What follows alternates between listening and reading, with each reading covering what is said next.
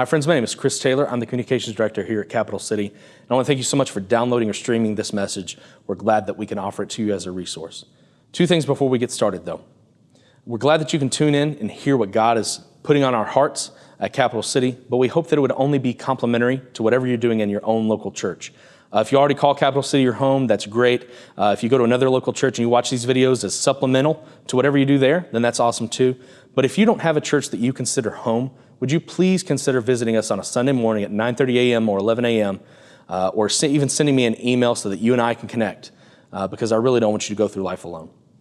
Another thing is that a lot of man hours go into not just the creation of these videos, our resources, but our online presence and our many other ministries at Capital City. So if any of these resources have blessed you, then would you please consider giving back to Capital City so that we can extend our reach even further in the community with more resources. Again, thanks so much for tuning into this message. I pray that it blesses you in ways that you don't expect. Hey guys, Next Gen Sunday. This is cool. It's a really, really big deal to us here at Cap City. You saw the 3 staff members that we have working with our Next Geners. We have a lot of others who assist. Jessica Breitert, who oversees preschool, and we see it as flat out ministry. She's got a team of about 70 volunteers that help in that ministry. Lisa Maddox oversees our elementary school ministry with some 40 volunteers.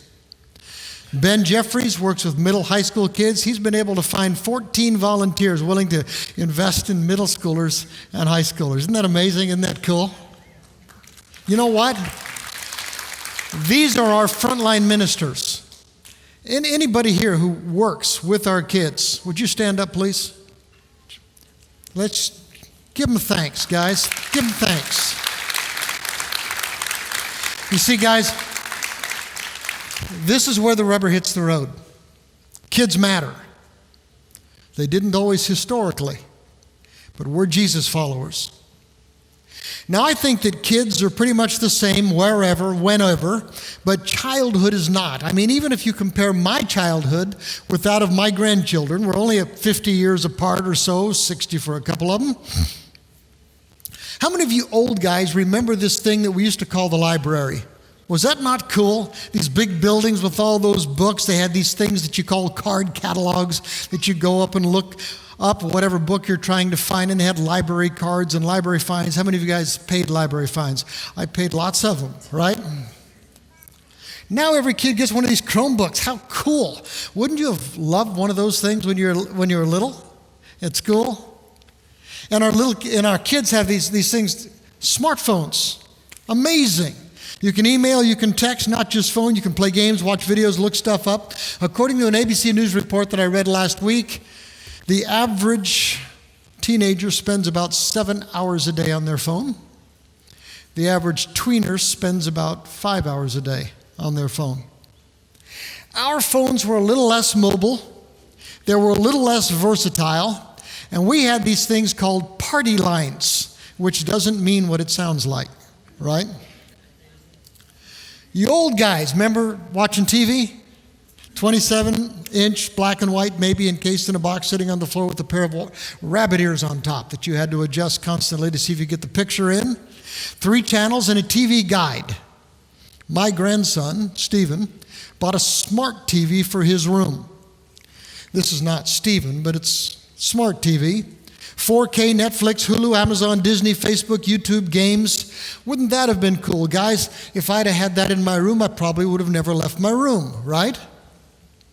And you old guys remember the first video games that we played? My favorite was Battlezone, the one on top there. For others, it was Asteroids or Pong. They were just lines on a screen, single color. Then there was Donkey Kong and Mario Brothers and Pac-Man, and graphics got better. And now, holy cow, Call of Duty, Minecraft. If I'd have had Madden, I never would have left my room, right? Now, we old guys sometimes are dazzled by what our kids find as common. But can you imagine someone from the world of Jesus 2,000 years ago? Their minds would literally explode. I mean, children are pretty much the same. Childhood is very, very different. Now, back then, a lot of people did want kids. A lot of people needed kids. It was an agrarian society, and kids are cheap farm help, right? And if a family's in a boatload of debt, you could sell a kid, you could lease a kid to settle your debt. And when you're getting old, your kids are supposed to take care of you. But back in that world, kids weren't really valued as kids. Homes didn't revolve around kids as a lot of homes do today. In fact, according to their laws, if you had a kid that was too ornery, you could have him executed. Outside of Judaism, it was even worse. If a baby was deformed, if a man wasn't sure the baby was his, or even if it's just a girl, you could take the baby out and just set it by the side of the road. Sometimes the baby would die.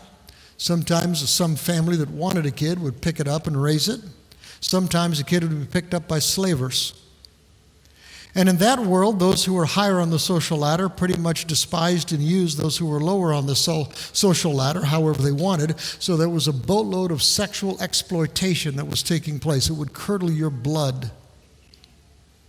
And into that world walks Jesus.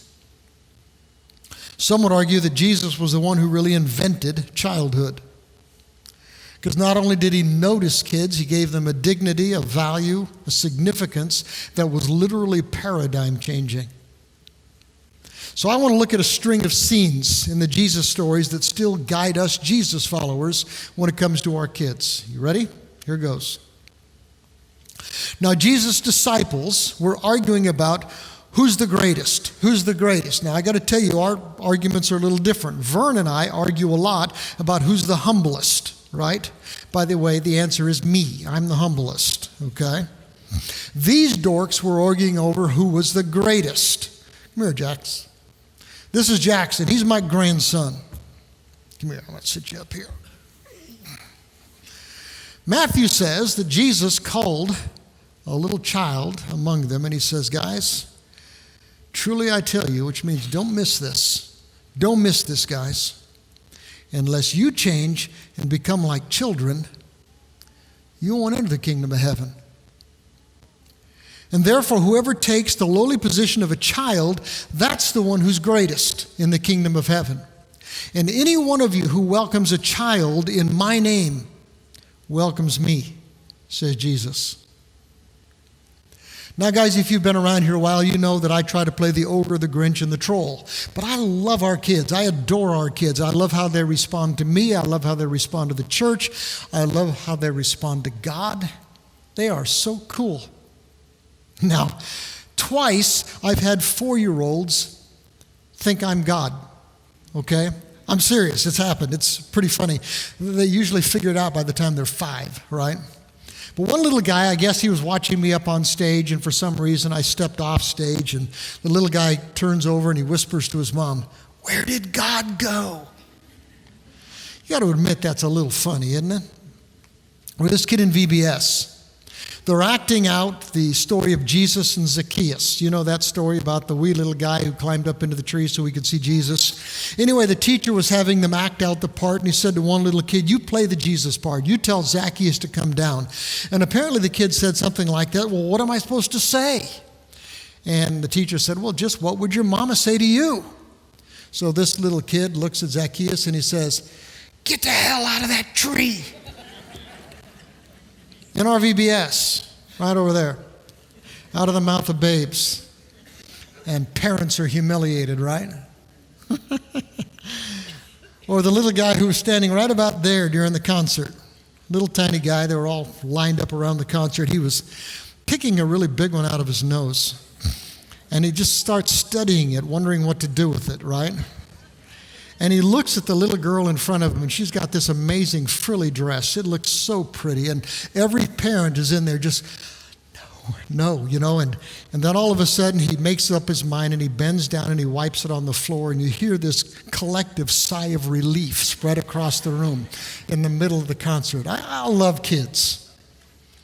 Nothing like Jesus loved kids. Such tenderness. Such delight in those that the world just simply looked past. Maybe it's their sense of wonder, their sense of awe. Have you ever watched a kid just be dazzled by a dandelion? and it just reminds you of the things that we overlook. I mean, for a kid, the world is just full of these wow, God moments. What a great way to be. Or maybe it's their teachability. Kids question, they ask questions. How many times do you hear from a kid, why? And they learn. They're like sponges. What a great way to be. Or maybe it's their fragility, their humility. They know they don't know. They know they can't on their own. They know that they need your help. They need your love. They need your acceptance, which is why there's this constant, look at me, Mom. Look at me, Dad. Or maybe it's their propensity for faith. It's amazing, their propensity for faith in God. I think sometimes our kids see the world through less jaded eyes, and because of that, they're capable of such great trust in God. One guy describes the faith of kids like this. He says, fairy tales are more than true, not because they tell us dragons exist, but because they tell us that dragons can be beaten. Every kid knows that a story is supposed to have a happy ending. Why? Because God wrote it on their hearts. We were born knowing that our prince really will come, that there's going to be a glorious wedding someday, that the dragon will be slain. But somewhere along the way we convinced ourselves that it was too good to be true. Life beat us down and we forgot to have how to hope for that happy ending until Jesus came and reminded us. Kids have it right. So truly I tell you, Jesus said, unless you change, unless you become little children, you'll never enter the kingdom of heaven. You won't even get in the front door, guys. So what would you have to change to be childlike? What's holding you back? Therefore, he said, whoever takes the lowly position of this child is the greatest in the kingdom of heaven. Guys, don't be hornswoggled, bamboozled, or conned by those who think they're too smart for God. Don't buy into our world's lie that cynicism is wisdom, that those who mock the most are the enlightened ones. If we can't look at the world with wonder, if we can't look at our God with awe like a child, then you're blind and you're deaf and you're mute. Thanks, bud.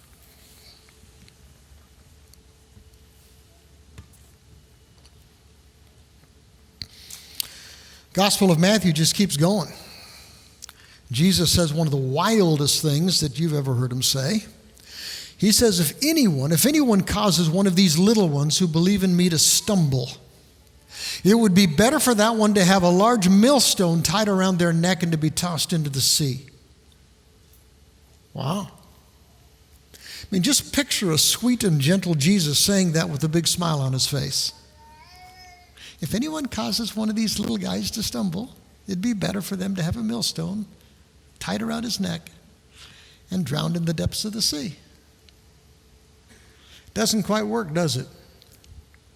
This is a threat, guys. This is a warning. His eyes are boring in on somebody and his voice is icy. If anyone causes just one of these little guys who believe in me to stumble, it would be better for them to have a millstone tied around their necks and to be tossed into the depths of the sea. Some of the translations worded a little differently. Here's the NLT. If you cause one of these little ones who trust in me to fall into sin. Good news, that's my favorite. If anyone would cause one of these little ones to lose their faith in me. Because in Greek, the word is skandalizo, and it pretty much is closest to this one. If anyone would cause one of these little guys to lose their faith in me, it'd be better if they had a concrete block tied to their necks and tossed into a river. So apparently this is one of those things that made Jesus mad. And it's about something even more damaging than emotional abuse or physical abuse. This is about more than just causing a kid to stumble or tempting a kid to sin. This is about pulling a kid away from God forever, maybe. You guys who are parents, have you ever felt the frustration of watching some friend or some teacher or some other twit pull your kid away from you? And you know how frustrating they can be? Imagine how God feels when someone pulls one of his precious kids away from him. Because listen, guys, a child's belief in God, a child's faith in God, a child's trust in God is way more precious to God than any kind of diamonds. And when some dork puts a roadblock between one of his kids and his God, there's some things that just make God mad. So who would do such a thing? Who'd pull a kid away from God? A parent, maybe? Who by their own hostility towards God or by their indifference towards God undermines the faith of a child who is God's child first. Jesus says it'd be better if you put a millstone around that parent's neck and tossed him into the sea. Or maybe a teacher in some school who through their cynicism or their hostility towards God, towards God's church or towards Jesus followers, undermines the faith of a child. It'd be better for a millstone to be tied around that teacher's neck and for them to be tossed into the sea. Or a friend at school, neighborhood who pulls your kid into sin, and in their pulling your kid into sin is simultaneously pulling your kid away from God. Or some hero, maybe some musician, actor, athlete, or some other person that your kid wants to be like. When that hero pulls God's kid away from the real hero who is our God, millstone time. Maybe even some old grump at church who wants what they want no matter how many kids the church might lose. In fact, I know this is going to sound a little bit mean, but those of you guys who know me just recognize I am mean, so it kind of is fitting, right? I actually thought about ordering a boatload of millstone necklaces. Wouldn't that be a cool gift? A millstone necklace. I think a millstone necklace would be kind of a sobering gift for a parent at a baby dedication.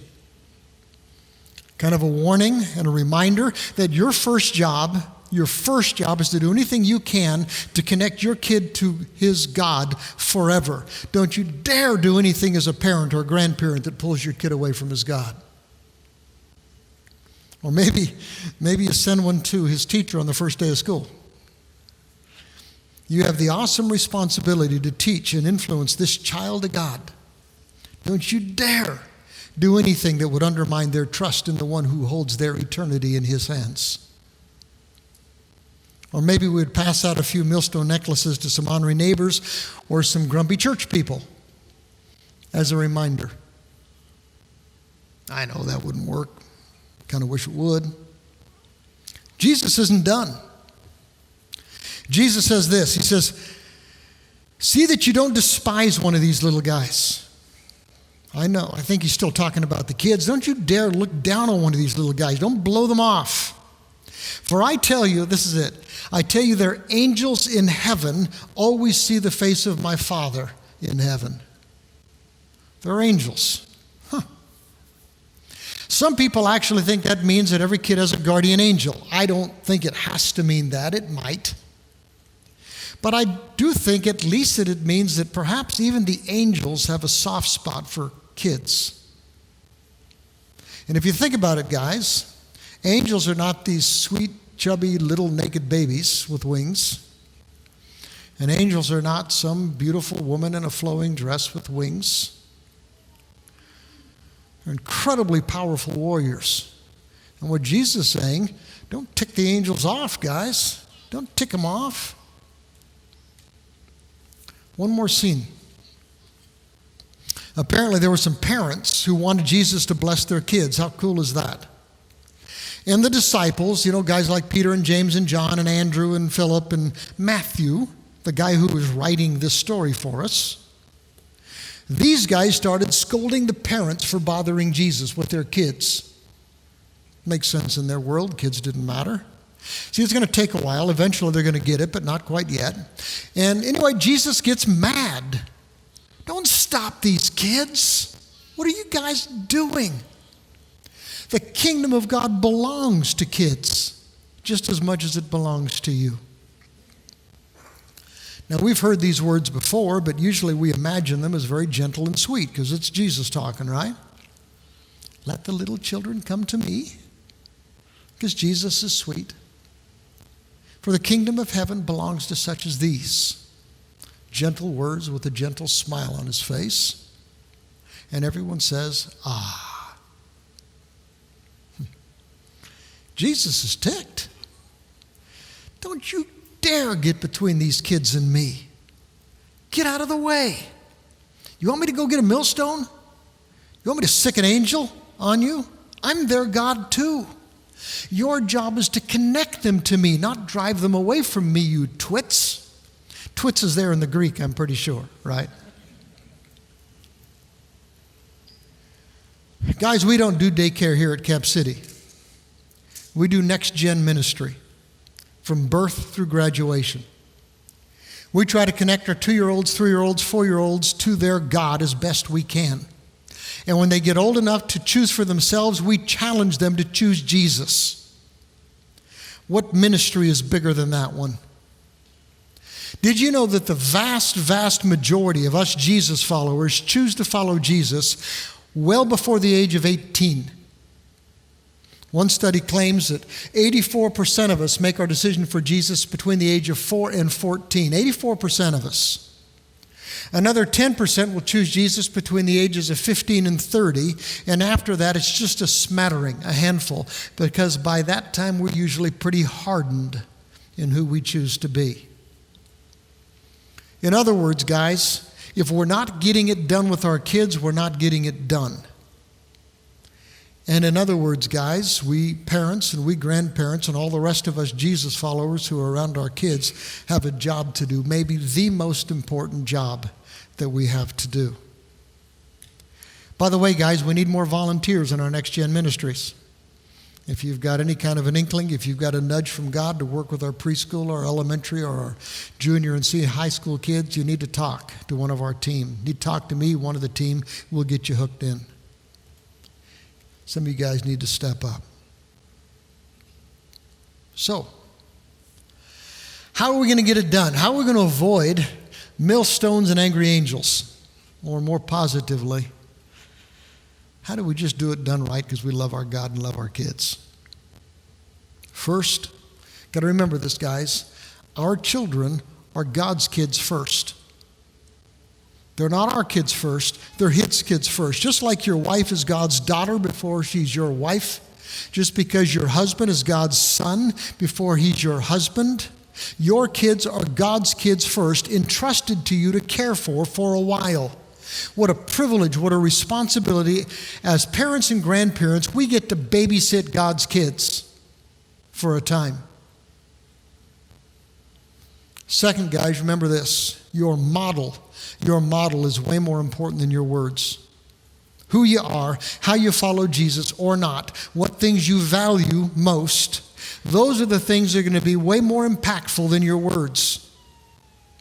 So do your kids see you doing life with God, for God, God's way?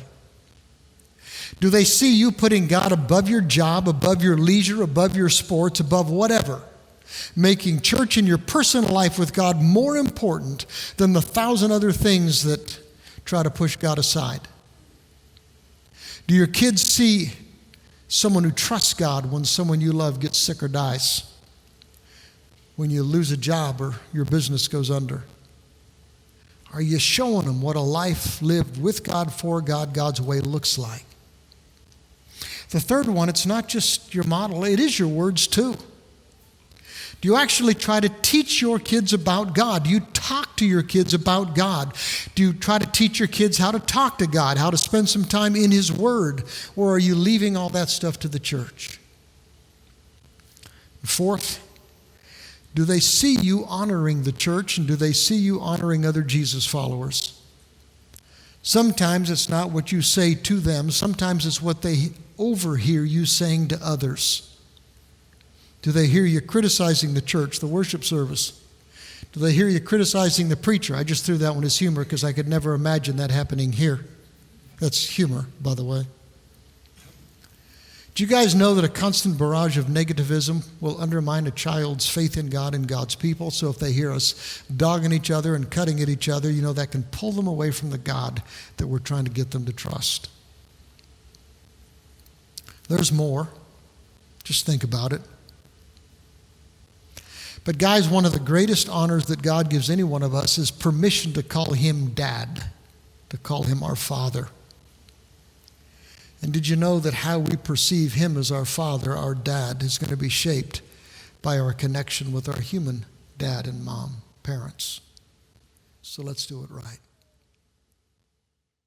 Hey guys, thanks for connecting with us through this message. Before you close out this window real quick, if this message blessed you today, would you mind taking a second and sharing this on your Facebook or your Twitter or even just emailing this link to somebody? It's a great way to increase the impact of these resources and hopefully reach out to somebody that you know and bless them as well.